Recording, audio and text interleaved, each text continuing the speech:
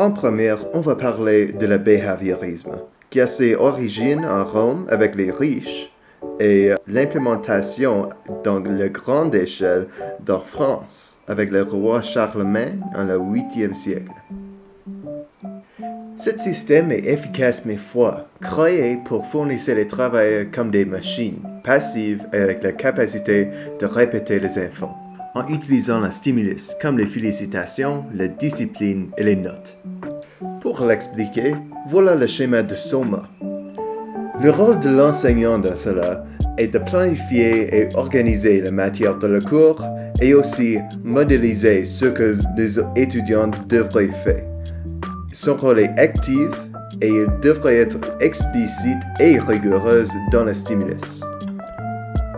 Maintenant, qu'est-ce que je veux dire par la modélisation? Pour cela, on doit regarder à le test de Bandura et Bobo en 1960, dans lequel une adulte a abusé ce doll de Bobo. Puis, après, ils ont pris les jouets de les enfants qui les regardent. Les élèves ont répété. Cela démontre une seule chose. Monkey ici, monkey 2. Les enfants mimiquent les comportements des adultes. Maintenant, pour retourner à Soma, le rôle d'étudiant dans cela est simplement passif. Il ne fait rien, il juste entend, écoute et répète l'info. Dans cette école de pensée, il y en a 3 choses que j'aime. La planification et organisation, et la modélisation et un rôle actif de la part de l'enseignant. Ou, si on l'analyse sur l'échelle de Bloom dans le style behavioriste, oui, il a à reconnaître, oui, il a à comprendre et appliquer, mais en fait, il est seulement 3 sur 6. Essayez plus fort la prochaine fois. Cela est reflété complètement dans mon résultat de TBI, dans la transmission, qui est carrément l'école behavioriste. Voilà une liste des choses que j'aime et les choses que je n'aime pas sur le behaviorisme et la transmission. Maintenant, on va analyser le domaine constructiviste qui incorpore le cognitivisme, le constructivisme et le socio-constructivisme. Selon Gagné, le cognitivisme est la variation et la diversification des modes d'utilisation et des modes d'apprentissage pour incorporer les connaissances de la cour dans la mémoire à long terme. C'est aussi la seule école de pensée dans laquelle l'enfant devrait prendre conscience de comment il apprend. Cela est nommé le métacognitivisme. Les cognitivistes aussi valorisent la qualité des savoirs. C'est aussi la première école qui ne traite pas les fautes comme une faillite complète. Ils sont plutôt en moyenne d'approfondir notre connaissance. Une grosse portion de la relation apprenti, selon TBI, est aussi dans ce domaine, qui milite pour la diversification des modes d'apprentissage, avec une grosse emphase sur la mémoire à long terme. Cela nous mène à la ZPD et le domaine constructiviste. Une théorie qui vient de Vygotsky, de URSS, en 1962. Une rapproche procédurale à la mémoire long terme. La théorie dit s'il est trop facile, il n'y aurait aucun apprentissage. Si le problème est trop difficile, il n'y aurait aucun incentive de continuer et puis aucun apprentissage. Donc l'idéal devrait être la zone de développement proximal, aussi connue par le nom ZPD. Donc le processus devrait être la lente escalation de la difficulté. Les gens qui rencontrent les problèmes devraient recevoir l'aide. Après le succès est achevé, la difficulté augmente. C'est important de noter que l'enseignement explicite, qui est un mélange de stratégies cognitivistes et socio-constructivistes, est presque la même chose, sans nécessairement l'augmentation de la difficulté. Ces 2 stratégies sont les ennemis de standardisation, qui promouvoir l'adaptation de la part de l'enseignant, de mesurer et comprendre le succès selon chaque élève dans la classe. Selon Vygotsky, l'apprentissage est inséparable de le développement social. Ce style d'éducation est créé pour maximiser l'hiérarchie de Bloom. En utilisant les Lower Order Thinking Skills, LOT, pour introduire l'élève au sujet, afin de laisser les élèves utiliser cette connaissance dans un nouveau mode, d'analyser leurs propres problèmes, évaluer celui de leurs amis et créer leur propre stratégie qui devrait être un mélange de celui de leurs amis, celui de l'enseignant et aussi leurs propres connaissances. Carrément dans le domaine développemental de TPI. Les indicateurs sont un questionnement efficace qui incite les apprenants à passer de des formes de pensée relativement simples à des formes de pensée plus complexes avec l'aide des connaissances intermédiaires de l'enseignant qui fournissait les exemples significatifs pour l'apprenant. En plus, selon la théorie de l'organisation de mémoire à long terme, aussi connue comme MLT, les constructivistes utilisent des connaissances épisodiques, sémantiques et procédurales pour intégrer les connaissances en classe à la mémoire à long terme. Procédurale serait la démonstration, épisodique serait l'application et sémantique devrait être la justification de votre stratégie. Voilà le lien avec la sollicitude. L'interaction et l'aide directe entre l'élève et enseignant, une affinité pour le succès subjectif, et troisièmement, que l'élève vont achever leur bout s'ils essaient. S'il vous plaît, prenez en compte, je suis extrêmement biaisé envers les domaines constructivistes. Mes résultats TPI démontrent cela.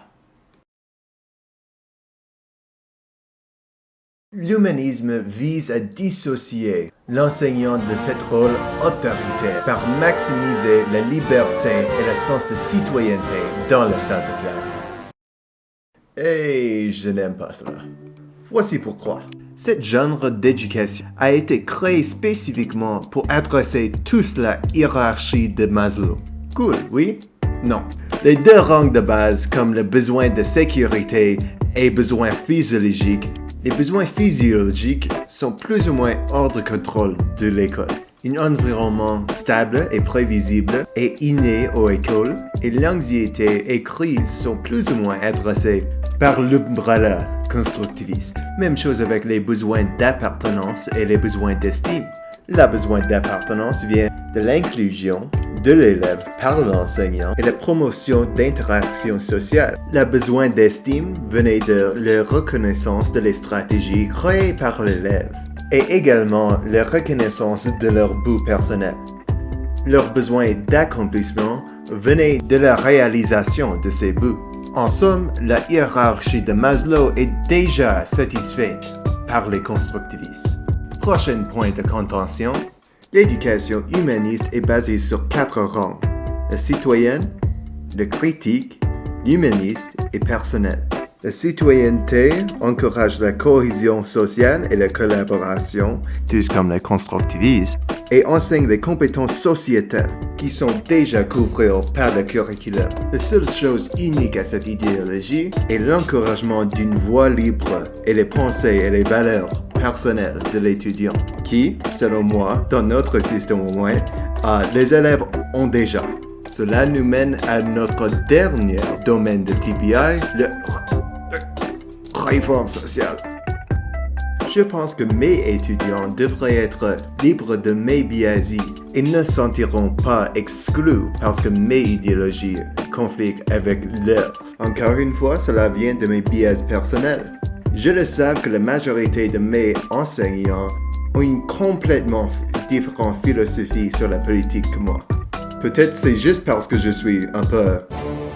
Mais le point leur reste. Le prochain domaine serait la pensée critique, mais je pense que cela est déjà adressé par les hautes Higher Order Learning Skills de le constructivisme. La capacité d'analyser quelque chose et de l'incorporer à votre propre philosophie semble familière, non? Je pense que les domaines de réforme sociale et humanisme sont deux extrêmes de la citoyenneté. L'humanisme décentralise trop la mentalité de l'enseignant, de l'élève, et les réformistes sociaux centralisent trop. Mais l'humanisme a quelques bons points aussi.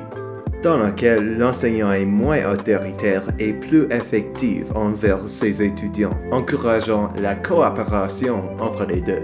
Cela nous mène à une relation personnelle entre l'étudiant et l'enseignant. Même si quelques techniques sont volées de le constructivisme, comme l'aide individuelle par l'enseignant. Un enseignement personnalisé est aussi adapté pour la salle de classe et comme est adressé avec la hiérarchie de Maslow, la reconnaissance de les besoins.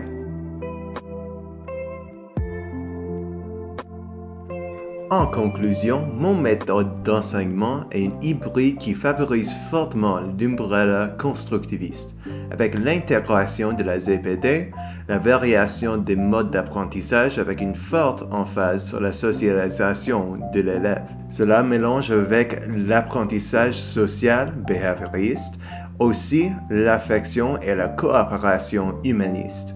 En suivant cette logique, voici mon pyramide de Soma. La relation didactique est plus ou moins cognitiviste. C'est l'organisation et traduction de l'information en plusieurs modes. Mode auditif, mode visuel, qui, encore une fois, selon Gagné, encourage la mémoire à long terme. Entre le sujet et l'agent, on a l'agent, moi, qui joue un rôle actif en avant de la classe, et puis, durant les sessions de travail, je suis un assistant personnel et un médiateur qui modélise son comportement. Puis, le rôle de le sujet serait imiter le comportement de moi et soyez actif à tous les stages. Et aussi donner l'agent ses buts et attendre durant la classe. Dernièrement, la relation d'apprentissage serait la coopération entre les étudiants ou autonomes pour atteindre leurs propres objectifs en utilisant leur propre stratégie. Cet style encourage fortement les savoirs théoriques, apprendre que, et les savoirs procéduraux, apprendre à, avec le domaine d'apprendre presque exclusivement laissé à la socialisation.